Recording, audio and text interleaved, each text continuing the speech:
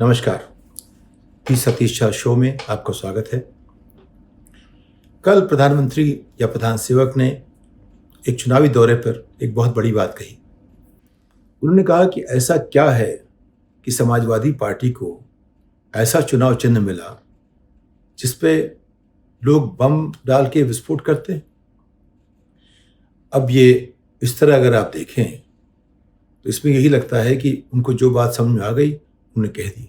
उसका क्या मतलब होगा, उसका क्या असर होगा समाज पर, अगर उसको सोचें तो कुछ ताज्जुब होता है। अगर हर चीज़ को हम इस तरह से देखें, दुनिया में क्या चीज़ ऐसी नहीं है जिसका रिश्ता बुरी चीज़ से नहीं है। वो चाहे घर हो चाहे बाहर हो। अगर आप विस्फोट की बात लेते हैं, बम की बात लेते हैं, विनाश की बात लेते हैं, तो वो तो साइकिल पे भी हुए, बैलगाड़ी पे भी हुए, मोटरसाइकिल पे भी हुए। अब आप उसका सोचिए। वैसे तो अभी जो भक्त हैं हमारे प्रधान सेवक के, वो कह रहे हैं देखिए क्या बात है, हमारे नेता ने कैसे सोचा, हम सोच भी नहीं सकते थे ऐसा। वो सोच लेते हैं। मतलब वो कुछ भी करें, उसमें उनकी प्रतिभा और उनका जो एक उनके उनके मन में उनके बारे में जो एक श्रद्धा है और मान लीजिए आदर है और एक अचंभा सा है कि कैसे ऐसा व्यक्तित्व ऐसी बातें सोच लेता है, वो और मजबूत होता जाता है। अब हमारी शिकायत ये है, या आपकी भी होनी चाहिए, कि आखिर एक नेता का काम क्या है? जोड़ने का या तोड़ने का? लोगों को पास लाने का या दूर करने का? शांति बनाने का या झगड़ा करने का, अशांति पैदा करने का? विकास का या सब कुछ रोक देने का? कोई चीज़ पब्लिक पॉलिसी में आए तो उसको इस तरह देखने का सबका फ़ायदा हो या सिर्फ कुछ का फ़ायदा हो। आप सब देखती, जितनी भी चीज़ें आप चाहते हैं नेता में, उसका ठीक उल्टा आपको मिलेगा प्रधान सेवक की। जो जितनी नीतियां हैं वो किसी वजह से हो, लेकिन जो भी होता है सब उल्टा होता रहता है। कुछ भी ऐसा नहीं है कि जो जनता के लिए होता है।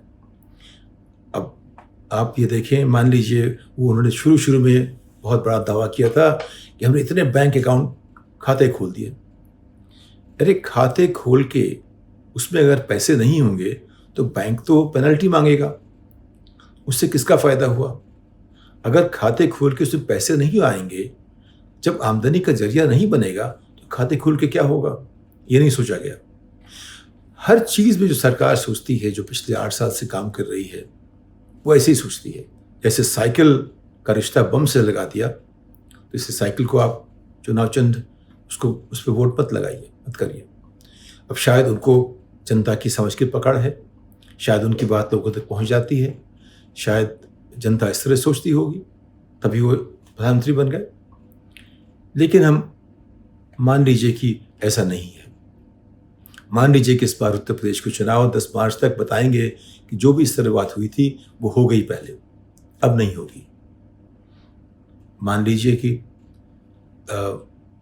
जो भी इस बार 5 राज्यों में हो रहा है उसमें कुछ नई समीकरण निकलेंगी, तो जब तक वो निकलती नहीं है तब तक यही है कि लगता है कि नयन भाई को लोगों तक अपनी बात पहुंचाने का कोई खास उनके पास नुस्खा है जो हम समझ नहीं पाते।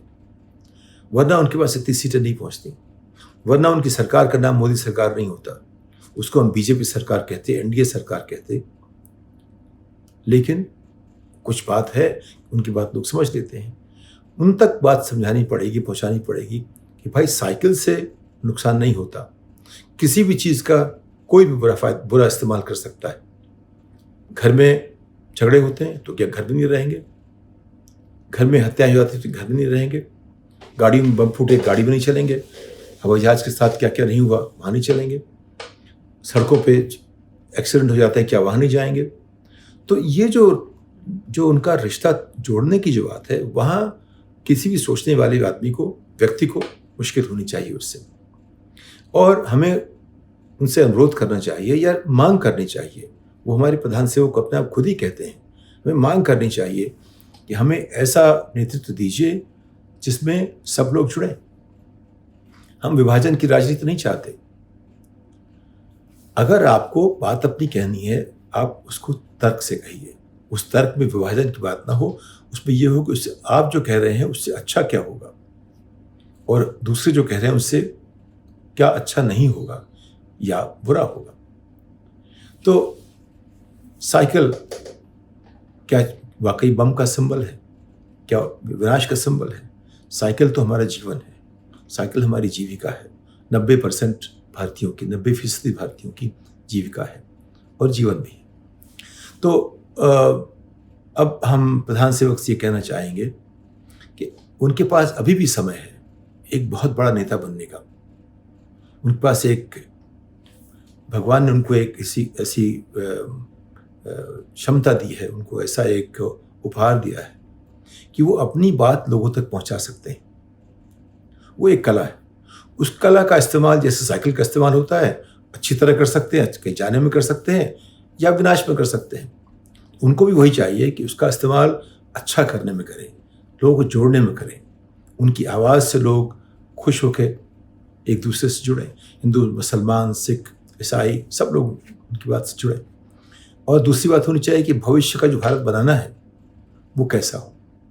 अगर वो कहते हैं कि हम देश चाहते हैं, देश साइकिल से मोटरसाइकिल की दिशा में जाए, तो कितना अच्छा लगता। अगर वो कहते देश में हम चाहते हैं कि साइकिल इसलिए इस्तेमाल की जाए कि वो पर्यावरण के लिए ठीक है और उसके लिए हम काम करेंगे। जब 5 साल जो साइकिल वालों की सरकार थी, उन्होंने कुछ नहीं ऐसा किया। वो सिर्फ चुनाव चिन्ह ही ऐसा रखते हैं, लेकिन उस पर काम नहीं करते। उससे शायद गलत बात निकलती। उनकी जो शैली है उससे शायद लोग समझ जाते कि साइकिल सिर्फ चुनाव चिन्ह है,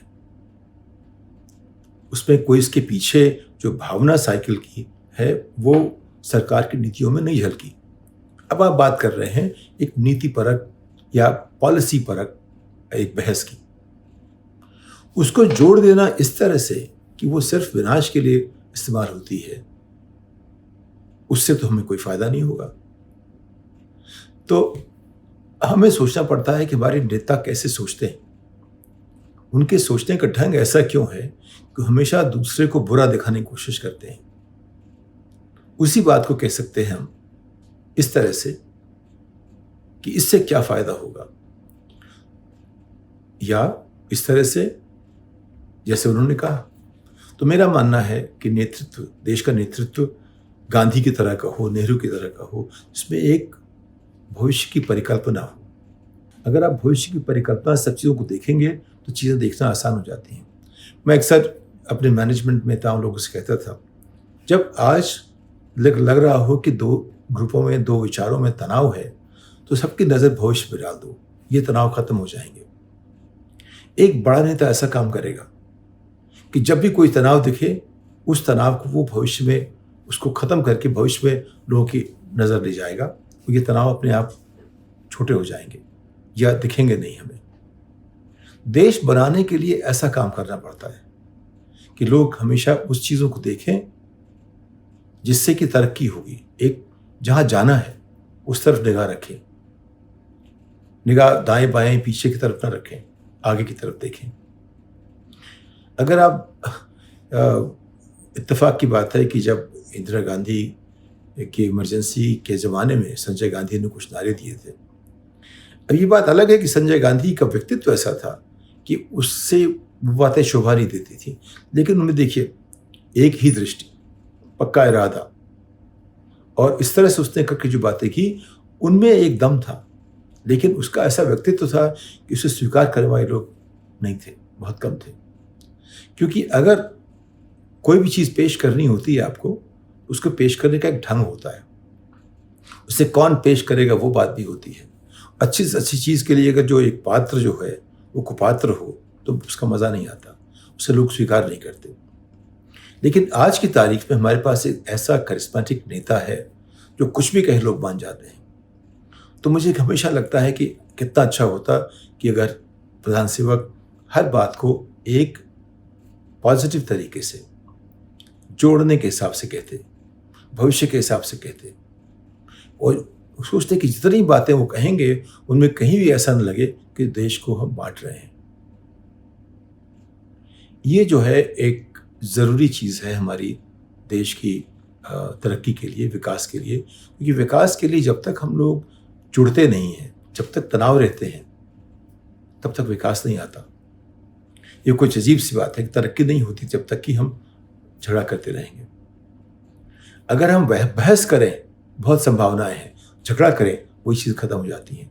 तो कोई भी जैसा भी कोई कॉन्फ्लिक्ट हो, उसे हम बहस और झगड़े के बीच में, अगर हम बहस को चुने, बातचीत को चुने, तो रास्ते अच्छे निकलेंगे। अगर हम बहस को चुने तो थोड़ी सी गफलत होगी, और झगड़ा करें तो नुकसान ही होगा।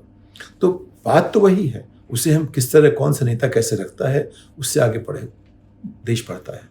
तो हमारे यहाँ अपोजिशन लोगों को चाहिए कि वो कुछ ऐसी या मिसालें खड़ी करें जिससे कि जो अब तक का जो चलन 8 साल का है वो थोड़ा बदले, और हम साइकिल को सिर्फ विनाश से नहीं, सिर्फ बम से नहीं, बल्कि जीवन और जीविका से जोड़ के देखना शुरू करें।